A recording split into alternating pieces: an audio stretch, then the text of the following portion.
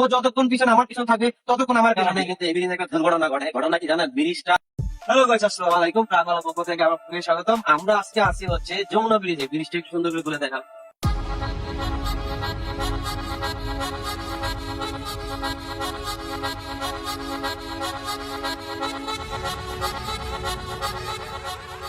এই ব্রিজে অনেকেই গাফিলতি করেন, অনেকের কারণে কিন্তু এই ব্রিজে একটা দুর্ঘটনা ঘটে। ঘটনা কি জানেন? ব্রিজটা যদি ওভারটেক করতে যান, একটা গাড়ি আরেকটা গাড়ি ওভারটেক করতে গেলে 8 ইঞ্চি 10 ইঞ্চি 8 ইঞ্চি 10 ইঞ্চি একটা গ্যাপ থাকে।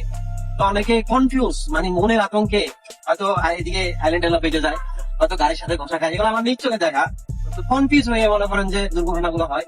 তো আমি কয়েকবার দেখছি নিজ চোখে। তো কনফিউজ হওয়ার কোনো দরকার নাই, আপনি পারতেছেন না সিরিয়ালে যান। তো অনেকে করেন কি, একজন এই পাশে চালায়, একজন এই পাশে চালায়, এরকম করতে পিছনে তো দ্রুতগামী গাড়ি থাকে। যেমন বাসে তো একটু সময় নিবে না, সে আসি কিভাবে আপনার ওভারটেক করে চলে যাবে সেই চিন্তায় সে চলে। তো অবশ্যই আপনারা যদি এক পাশ ক্লিয়ার রাখেন, এক পাশ ধরে চালান, তাহলে ওনারা আসে এই গতিতে চলে যাবে, কোনো পেশান নাই। এখন আপনি একটা গাড়ি বামে চালাচ্ছে, আপনি ডাইনে চালাচ্ছেন, আপনার পাশে সামনে গ্যাপ নাই, হয়তো বাসালাতে আপনার পেশা দিবেই। তো অযথা আপনি কেন পেশা নিবেন? তো এইগুলো একটু অনেকেই বোঝেন না, অবশ্যই এটা খেয়াল রাখবেন। আপনার ট্রাকের লোড থাকে, আপনার ট্রাকের নিরাপত্তা খুব দরকার। সেই ক্ষেত্রে আপনি আপনার গতিতে চলবেন, কিন্তু গতিতে চলবেন, ওই পিছনের যে কি হচ্ছে না হচ্ছে এটা আপনার মাথা রাখা দরকার।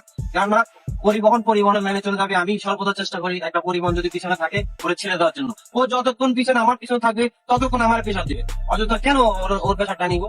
দেখো, আমি প্রায় বামলান, দেখো